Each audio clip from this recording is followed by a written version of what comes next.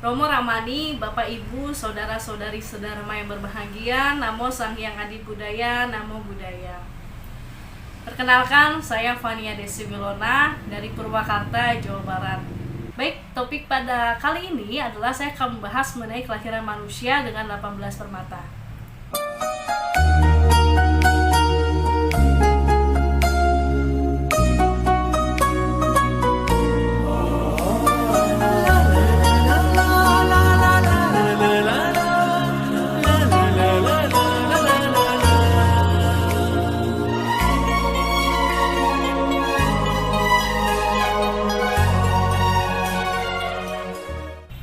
Di dalam agama Buddha, kita mengenal ada 31 alam kehidupan. Salah satu dari 31 alam kehidupan itu adalah alam manusia, alam yang kita tinggali saat ini, atau alam di mana kita terlahir. Lalu kenapa sebagai manusia dengan 18 permata? Apa sih permata itu? Apa saja gitu kan? Permata itu kan sesuatu yang sangat-sangat berharga ya. Khususnya ibu-ibu pasti hafal. Berlian gitu ya.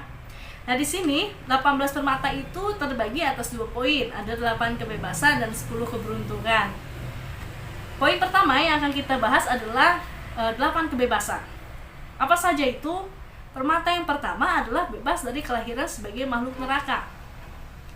Ketika seseorang, atau makhluk terlahir di alam neraka, entah itu neraka panas, neraka dingin, dan neraka lainnya, makhluk itu hanya akan dipenuhi oleh penderitaan. Ketika makhluk itu dipenuhi oleh penderitaan, itu sangat mustahil dia untuk berpikir, untuk berpraktik dharma. Sehingga ini menjadi satu rintangan untuk dia berpraktik dharma. Karena yang pikiran dia itu adalah bagaimana caranya bisa lepas dari penderitaan ini. Kemudian permata yang kedua adalah bebas dari kelahiran sebagai hantu kelaparan. Atau kita kenal dengan makhluk peta. Ketika seseorang atau makhluk terlahir sebagai makhluk peta, yang ada di pikirannya itu adalah hanya gimana caranya supaya ia bisa menghentikan atau memuaskan rasa lapar dan haus itu, gitu kan, baik peta yang memakan kotoran atau peta yang hal lainnya, itu yang ada di pikirannya itu adalah gimana supaya caranya dia tidak lapar dan tidak haus. Ketika yang ada di pikiran dia hanya itu, maka sangat tidak mungkin dia untuk memikirkan atau berlatih dharma. Kemudian permata yang ketiga, bebas dari kelahiran sebagai binatang. Kita tahu bahwa binatang itu memiliki kekurangan, yaitu kurang kecerdasan, kemudian kurang untuk memahami, dan kita tahu juga bahwa binatang ini sebenarnya banyak menggunakan insting.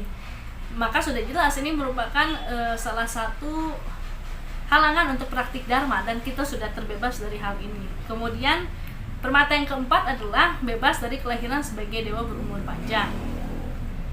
Ketika kita terlahir sebagai dewa, itu adalah karena kebajikan kita di kehidupan sebelumnya. Dan kita tahu bahwa ketika kita terlahir sebagai dewa, hanya ada kenikmatan dan kebahagiaan saja, gitu kan. Ketika kita terlahir sebagai dewa dan kita hanya merasakan kebahagiaan dan kenikmatan, belum tentu terlintas dalam pikiran kita untuk berpraktik, untuk berlatih dharma. Karena di sana hanya ada kebahagiaan saja, toh tidak ada penderitaan dalam dewa itu. Ketika kita tidak melakukan kebajikan, ketika kita tidak berpraktik dharma, otomatis tabungan kebajikan kita itu akan terus berkurang dan kita tidak isi sama sekali. Apalagi terlahir sebagai dewa umur panjang yang sangat lama sekali di alam dewa, otomatis kebajikan kita kan semakin terkuras dan kita tidak isi. Ketika kita tidak isi, maka kebajikan itu akan habis, akan hilang, dan akhirnya dewa itu akan mati. Ketika dewa mati tanpa melakukan kebajikan apapun, kita tidak akan tahu sebenarnya setelah dia dari alam dewa akan lahir di mana, kan kita tidak tahu. Artinya dalam satu kehidupan ketika kita lahir dalam dewa, ya kita tidak bisa melakukan kebajikan, begitu. Kemudian permata yang kelima adalah bebas dari kelahiran di tempat terpencil. Bapak Ibu bayangkan, ketika kita lahir tempat terpencil, tidak ada internet, tidak ada Zoom, tidak ada akses pendidikan, tidak bisa baca gitu ya, akan betapa sulitnya itu menjadi satu rintangan kita untuk belajar dan berpraktik dharma. Untuk bertemu dharma pun juga barangkali sangat sulit ya. Kemudian permata yang keenam yaitu bebas dari tempat tidak ada ajaran Buddha, bebas terlahir ya. Artinya di sini adalah kita bersyukur kita lahir di negara di mana kita mengenal ajaran Buddha. Kalau di tempat kita lahir di tempat tidak ada ajaran Buddha, maka sudah jelas kesempatan kita untuk bertemu Buddha Dharma juga menjadi hilang karena di situ tidak ada ajaran Buddha. Kemudian poin ke atau permata ke-7 yaitu bebas dari keterbelakangan mental. Ketika kita lahir dengan keterbelakangan mental atau gangguan mental, maka kita tidak memiliki kesempatan bacik untuk bisa berlatih, untuk bisa belajar merenungkan ajaran Buddha. Itu pasti akan sangat sulit. Sehingga kita bersyukur bisa bebas dari lahir dengan keterbelakangan mental. Kemudian permata ke-8. Permata ke-8 itu adalah bebas dari pandangan salah. Bebas dari pandangan salah ini misalnya kita tidak percaya hukum karma, kita tidak percaya terlibat lahir. Nah, karena kita mengenal ajaran Buddha, maka kita bersyukur kita bisa mengenal hal ini semua.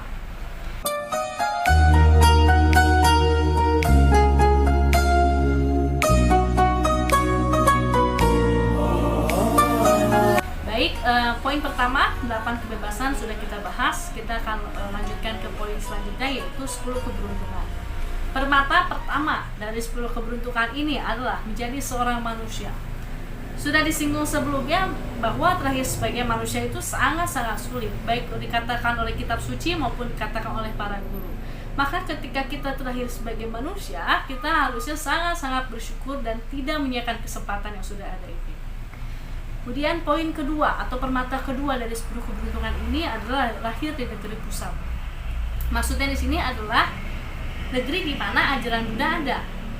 Di Indonesia ini kan kita mengenal ajaran Buddha. Di sini ada para biksu, biksuni, para praktisi, upasaka, upasika, dan kita sudah lahir di sini. Maka ini merupakan permata kedua dari 10 keberuntungan itu. Kemudian permata ketiga dari 10 keberuntungan adalah memiliki indera-indera yang berfungsi dengan baik. Kita bersyukur sebagai manusia semua indera kita berfungsi dengan baik. Ada pengecap, perasa, peraba, kemudian penglihatan, penciuman, ini berfungsi dengan baik. Coba bayangkan kalau salah satu dari indera kita tidak berfungsi, betapa sulitnya atau menderitanya kita, karena salah satunya tidak berfungsi gitu kan. Kemudian permata keempat, memiliki kapasitas spiritual atau tidak melakukan karma buruk berat. Di sini adalah maksudnya tidak melakukan akusala garuka karma. Kita yang sudah mengambil perlindungan, pergi berlindung kepada Tiratna dan juga mengambil 5 sila, seharusnya tidak boleh melakukan hal ini. Apa saja akusala garuka karma ini? Ada 5.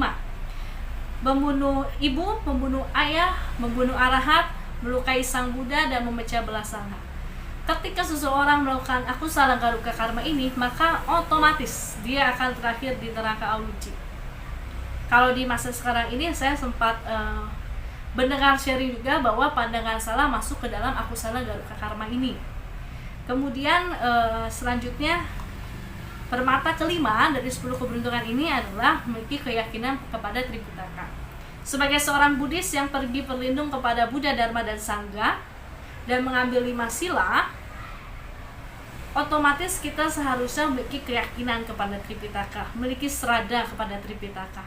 Maka kita bersyukur kita memiliki keyakinan serada kepada Tripitaka dan kita meyakini bahwa Tripitaka itu adalah kumpulan sabda-sabda, kumpulan khotbah-khotbah dari Sang Buddha.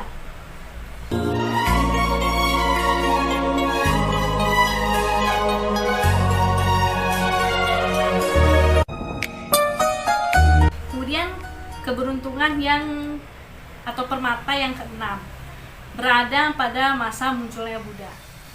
Sekalipun Buddha Sakyamuni sudah tidak ada secara fisik, secara tubuhnya sudah parinirwana, tapi saat ini kita berada di mana seorang Buddha sudah muncul, seorang sama Sang Buddha sedang muncul di kalpa terang. Bapak Ibu bisa bayangkan kalau seandainya kita lahir di kalpa gelap di mana tidak ada seorang sama Sang Buddha, otomatis kita tidak mengenal Dharma. Kalau kita tidak mengenal Dharma, bagaimana? Bisa saja kita tidak akan tahu bagaimana cara mengatasi atau mengakhiri penderitaan. Akan sangat tidak beruntung kalau kita sampai lahir di kalpa gelap itu sendiri, karena munculnya seorang sama Sang Buddha itu sangat-sangat jarang. Kemudian keberuntungan ketujuh atau permata ketujuh, yaitu berada pada masa Dharma dibabarkan oleh Buddha. Kita beruntung bahwa Buddha Sakyamuni itu setelah merealisasikan pencerahan itu, penerangan sempurna itu, berkenan untuk membabarkan Dharma, membagikan Dharma kepada kita. Saat itu kan kalau saya tidak salah ingat, Brahma Sahampati itu memohon kepada Buddha Gautama, Buddha Sakyamuni, agar Buddha Sakyamuni berkenan untuk membagikan Dharma kepada makhluk-makhluk yang memiliki debu di matanya. Kemudian permata ke-8 berada pada masa Buddha Dharma masih dipertahankan. Sekalipun Buddha Sakyamuni sudah parinirwana secara fisik, Dharma tetap terus dipraktikkan, Dharma tetap terus dilestarikan oleh anggota sangga, oleh para praktisi, oleh para upasaka-upasika, dan tentunya para praktisi ini merealisasikan Dharma, sehingga Dharma terus lestari dan terjaga hingga saat ini. Kemudian permata ke-9 dari 10 keberuntungan ini, yaitu berada pada masa Buddha Dharma masih diteruskan. Sangga adalah pewaris Dharma dan Vinaya. Dengan adanya anggota sangga yang berlatih, anggota sangga yang melestarikan Dharma, kemudian anggota sangga yang merealisasikan, para praktisi yang merealisasikan dan berkenan membagikan atau men-sharingkan Dharma, baik berupa Dharma tekstual, Dharma kontekstual, ataupun apa yang dia realisasikan, Dharma itu diteruskan dan akhirnya Dharma terus lestari. Kita bersyukur hari ini banyak para praktisi yang berkenan untuk membagikan, meneruskan Dharma. Banyak para guru yang berkenan meneruskan Dharma.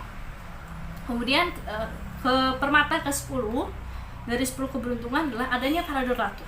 Kita bersyukur bahwa ada para donatur yang berkenan untuk mendukung sangga, menyokong penyebaran Buddha Dharma, sehingga Buddha Dharma terus lestari hingga saat ini dan terus terjaga manfaatnya kepada semua makhluk.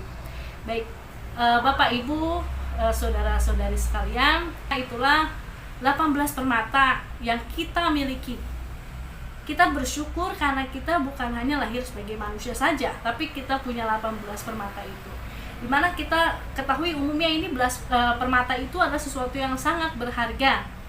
Kalau berharga itu kita nggak akan mau lepas, kita nggak akan mau jual, gitu kan. Berlian itu kan orang, ibu-ibu khususnya kan nggak mau jual kan, sangat-sangat berharga. Begitu juga dengan 18 permata ini. 18 permata yang sudah kita miliki harus kita jaga, kita pertahankan, dan harus kita kembangkan. Kalau bisa harus kita teruskan sampai kehidupan selanjutnya untuk terlahir kembali sebagai manusia dengan 18 permata. Kemudian karena kita tahu sulitnya terlahir sebagai manusia, Tsongkhapa itu mengatakan kalau hal ini tuh sulit didapat, tapi mudah lepas. Sesuatu yang sulit didapat tapi mudah lepas, dan kita sudah punya kondisi itu. Maka ketika kita sudah punya kondisi itu, harus kita jaga dan jangan sia-siakan. Maka ketika berada dalam kondisi itu, kita tidak boleh menyia-nyiakan waktu kita sebagai manusia. Kita gunakan untuk praktik Dharma, kita gunakan untuk berlatih, supaya kehidupan selanjutnya, baik yang masih di dalam samsara ini, ataupun kita mengupayakan berlatih agar kita merealisasikan kebudayaan yang lengkap dan sempurna. Karena hanya dengan terlahir sebagai manusia ini yang sangat langka ini, kita bisa benar-benar berpraktik Dharma. Itu kan kondisinya kita apalagi sudah punya 18 kondisi ini kan, sehingga baiknya jangan sia-siakan waktu untuk terus berpraktik Dharma. Semoga hal ini bisa bermanfaat untuk semua makhluk, membawa kebahagiaan untuk semua makhluk. Dan saya juga berharap semoga para guru spiritual berusia panjang dan terus berkenan membimbing kita. Semoga Buddha Dharma terus lestari dan menyebar ke seluruh alam semesta. Semoga kita terus berlatih dan berpraktik Dharma hingga merealisasikan kebudayaan yang lengkap dan sempurna. Tadiyata gate-gate para gate para samgate bodhiswaha. Tadiyata gate-gate para gate para samgate bodhiswaha. Tadiyata gate-gate para gate para samgate bodhiswaha. Namo Sang Hyang Adi Budaya, Namo Buddhaya.